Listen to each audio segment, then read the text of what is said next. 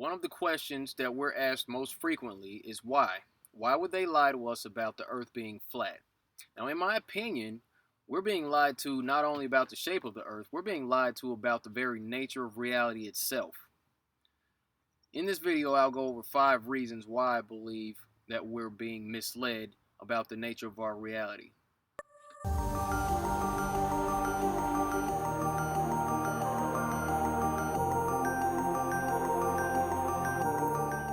They say that the love of money is the root of all evil, and I find that to be a very true statement. Just the fake moon landings alone cost the taxpayers around $3 trillion to run that whole fiasco. Just this year in 2017, NASA was granted a budget of $19.5 billion for their annual operations, whatever those may be, other than giving us CGI images and fake spacewalks, people with permed hair pretending to be in zero gravity. But, subsequent questions come up when people hear about that. They'll ask, well, wouldn't people blow the whistle? Not everybody is in on it, so somebody would come out and say it if they were all lying to us. Well, not necessarily.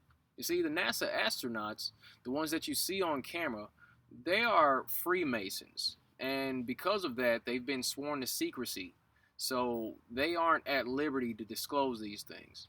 Now, the other NASA employees behind the scenes, working the computers or whatever they're doing out there, they may very well be part of the general population who believe that the Earth is a spinning ball out in space anyway. They believe the globe model, so there's no need really to, have them under some sort of gag order for the most part. And even then, there may be another option. Now, let me ask you, if someone came to you and offered you a job to work at a place, the budget, your salary, your annual salary will be $115,000. That's how much you're going to make every year. The only stipulation is you have one secret to keep. Now, you have to agree that you're going to keep this one secret before you're hired on, before you do all your paperwork, and before you receive a penny of that money. Would you take the job?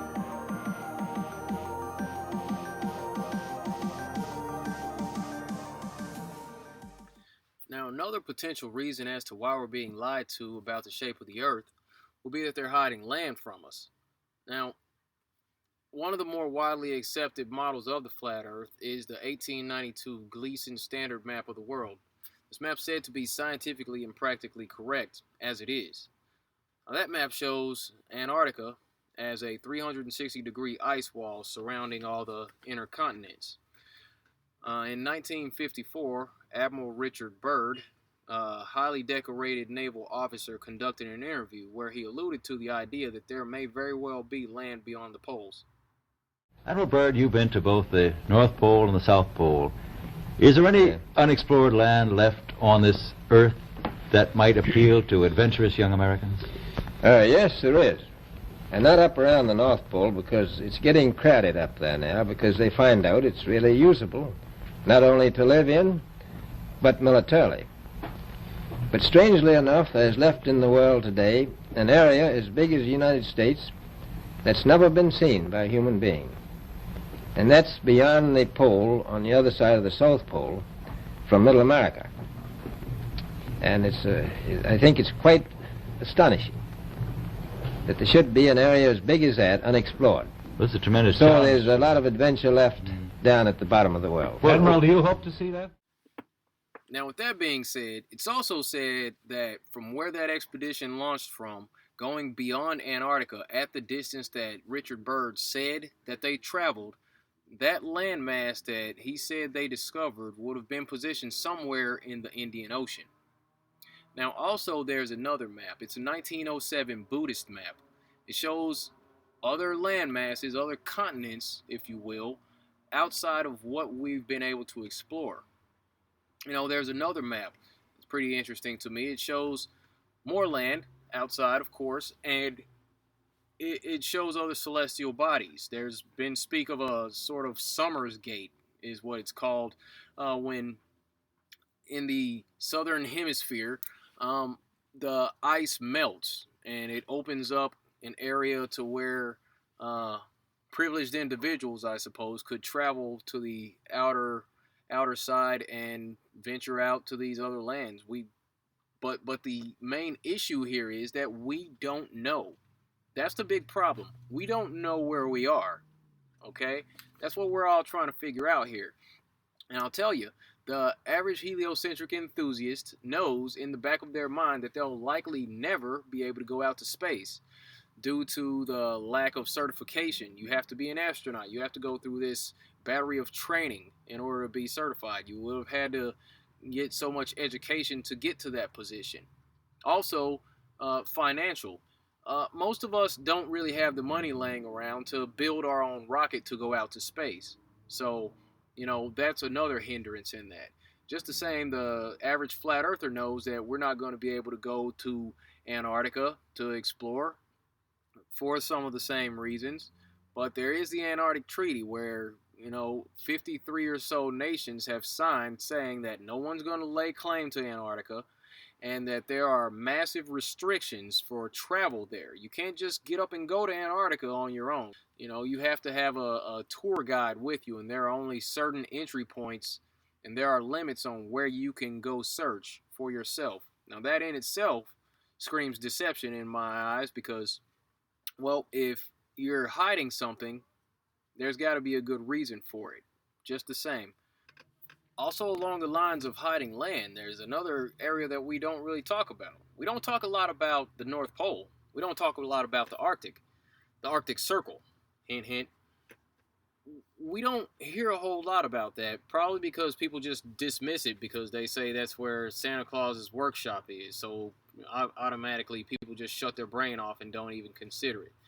So, there's a lot of mystery surrounding the Arctic.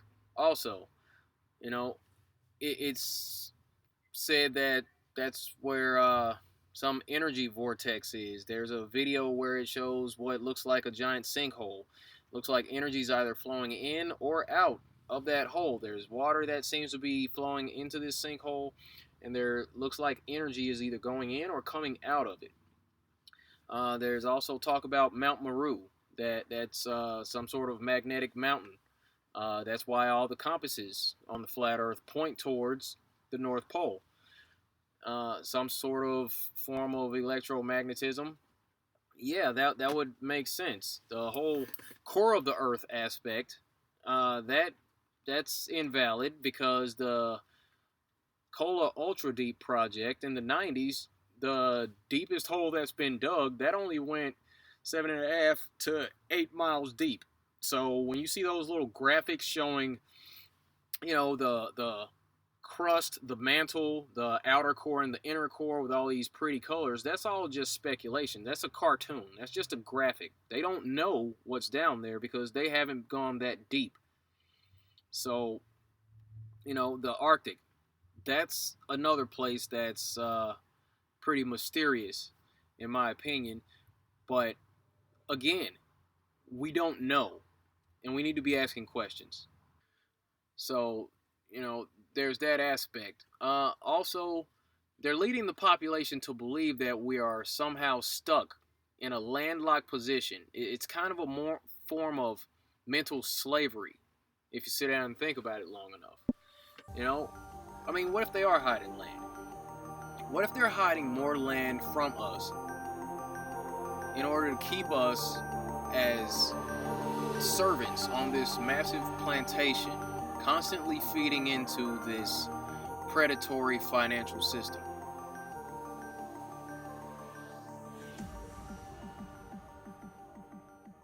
Now, the suppression of free energy, that goes along with us being hidden from the true nature of the world. Nikola Tesla was a brilliant inventor, and when I say brilliant, I mean to the degree of intelligence beyond that of Albert Einstein. In actuality, it's been said, not sure if this is true or not, that at one point when Albert Einstein was asked what it's like to be the smartest man alive, he said, You'll have to ask Nikola Tesla. So he was just that brilliant. Tesla understood the nature of our reality.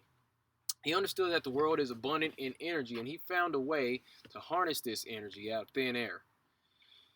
Tesla's lifelong goal was to provide free energy to the world, but due to scrutiny and greed of men who stood to gain from the financial benefits of supplying power from these massive electrical plants and so-called fossil fuels, Tesla died penniless and alone.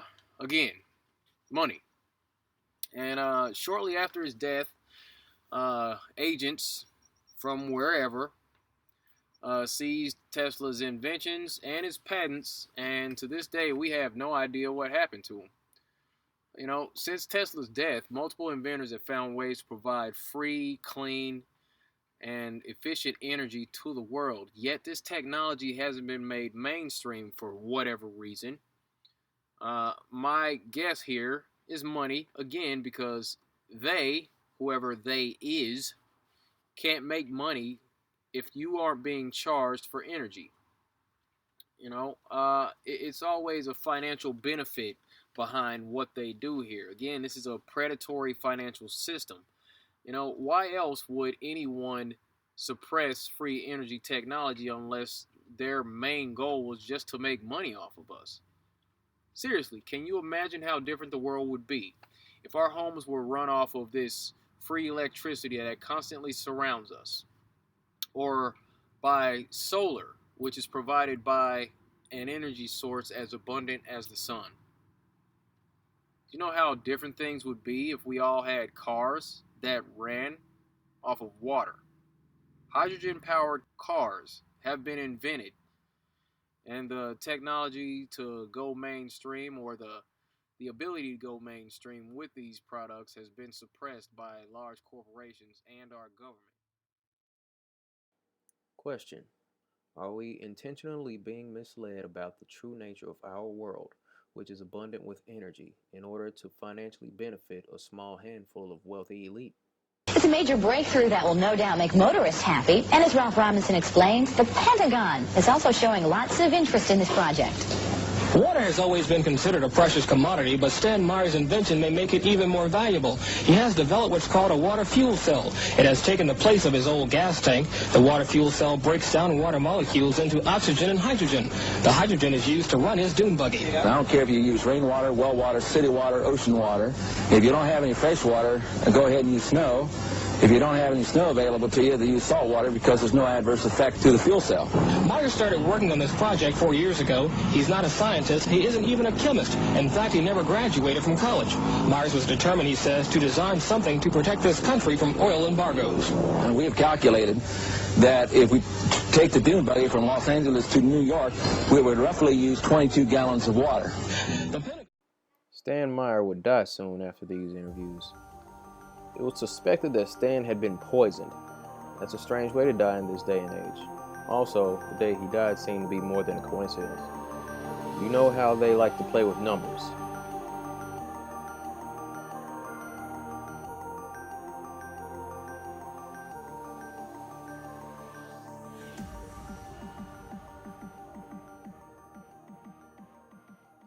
Many ancient civilizations were under the belief that we all live on a flat, stationary Earth, underneath a dome-like enclosure known as the firmament. This was a widely held belief up until around 500 years ago, when some Jesuit pseudoscientists came along with a big steaming pile of calculations in order to justify the globe model that we're all subjected to today. Since then, we've been inundated with this idea, and we've been taught that from a Big Bang explosion that happened billions of years ago, an explosion out of nothing created everything in such perfection that we see today. Although what we've been told about this can't be duplicated in a laboratory, at no point does something come out of nothing.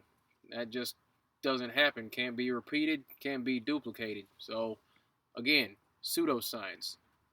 Now, roughly since then, we've all been taught this globe model. Now, there's a passage: train up a child in the way that he should go, and when he is old, he will not depart from it. I believe that's why we have so many who are indoctrinated to still believe and fight so hard for the heliocentric model. The reason being is because we've been taught the globe model since before we had the ability to think for ourselves. Think about that. Before you could think for yourself, before you could form rational thought, you've been taught that you live on a spinning ball, although your five senses tell you something totally different. Our senses tell us that the earth is flat and stationary, that the sun and moon and the stars rotate above us just as we see, that they make their annual cycles in such a way that we can calculate days, months, and years of the passage of time, just like in Scripture. The earth in itself works like a well designed timepiece, and we all know that any timepiece that we can think of has a designer. What if the lie is to hide the existence of that designer? What if they're lying to us about this because they're hiding God?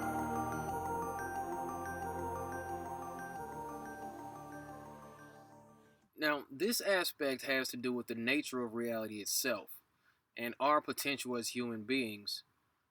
Uh, we've all had this instance where you've thought about someone, you spoke about someone in passing, and then after a few minutes or a couple hours or so, you get a call or a text message or an email from this person, and you're thinking to yourself, or you literally say to them when you pick up the phone, I was just thinking about you. I was just thinking about you. You know, I was just talking about you. Huh. When people say, speak of the devil, then that's that they usually say that when someone pops up and you were just talking about them. We've all experienced this once or twice, maybe more than that in our lives. So, I mean, do we have the ability to pull people into our existence just by thinking about them? That's something to contemplate. Uh, Another odd thing is deja vu. We all had this point in our lives where we, in our waking lives, come to a point to where we feel like we've already been there, as if at some point, part of our consciousness experienced looking into the future and being in this certain situation, and then deja vu occurs in our waking hours when reality catches up to what we saw in the spirit. That's deja vu. There's another thing called remote viewing, where a person can fall into a trance and kind of leave their body. They have a sort of out of body experience where they can send part of their consciousness or their mind or their spirit, soul, whatever you want to call it, to another place to gather information. And this has been taught. This has been done in military operations, or it's been reported to have been done, where there are special uh, teams who are taught remote viewing, and they'll go into this trance. They'll go view some place, some area, some sealed off area on Earth. Distance doesn't matter when doing this. Their spirit goes there, gathers data, talks about, figures out how many people are in the room, can scan documents for information, and then bring it back to the body. And when that individual wakes up, they're able to accurately tell whoever's standing next to them, their superior officer, uh, this information that they've gathered while out of body. And that's widely reported as something that happens in these secret programs. There's another aspect, and we've all experienced something like this. Creating our own reality to a degree. There have been instances where you said, I really don't want this to happen. I really, really don't want this to happen. And it happened anyway. There have been points where you've thought about something, you've desired something so much, and because you put that much energy, focus, attention, emotion, whatever you want to call it, or a combination of those things into this event, it actually manifests itself in your reality. For example, I have the story a few years ago. I was doing physique competitions. I had started doing those competitions, and About 3 weeks out, I was still training and getting ready. I was lifting my weights and eating right and all that. And there were like 3 weeks out, I would be in my apartment. And I would sit quietly and close my eyes and meditate. And I would think about, what it would be like to win. I would focus on the emotions of having my name called as the winner. I thought envisioned myself on the stage being presented with a trophy or a sword. I wanted to feel what it felt like to be the winner on that particular evening. And I would focus on that. I would sit down 10 to 15 minutes each night for about 3 weeks, give or take. And it happened exactly like that. The night of that competition, I won first place men's physique, won first place men's physique overall, and was interviewed by a guy from the Northwest Guardian. And that's exactly what I said. There was a point when I was at work, after I had been doing this for about a week, this whole visualization exercise at home. One of my supervisors came to me. He says, "Oh, you got a competition coming up. What do you think's going to happen?" I said, "Oh, I'm going to win." He's like, "Yeah." I said, "Yeah, I'm going to win first place men's physique. I'm going to win first place men's physique overall, and I'm going to be interviewed by the Northwest Guardian." And that's exactly what happened that night. And in the following competition, the NPC Northwest Classic in Tacoma that year, I did the same thing. Sat in my apartment, visualized myself winning, visualized the guy calling my name, visualized being handed a sword for the overall winner, and all that, and felt the emotions, talked about it, and it happened just like that. And we've all experienced something like that to some degree. We all supposedly have the ability to create aspects of our own reality. We can manifest events into our lives by putting enough attention and focus on these things. And that may very well be something that is being hidden from us. We should be taught these things. These abilities should be developed, in my opinion. That's another thing about reality that I believe is being hidden from us. It's our true potential as people who can manifest things and pull circumstances into our lives just by thought and focus and emotion. And that was my experience with that. So, you got to ask yourself, is that what's being hidden? Is that what's being suppressed? Or are they hiding our potential? What if they're hiding you from yourself? Think about that. And that's all I got for this video. Thanks for tuning in. Be sure to like and subscribe for more content. Hit the bell so you can be one of those individuals who receive notification when I submit a new video for upload to this platform. Be sure to link up with myself and the crew over at The Future of Flat Earth and or Flat Life on Facebook. As always, be good to each other. Take care. Stay flat. I'll see you in the next video. Thank you.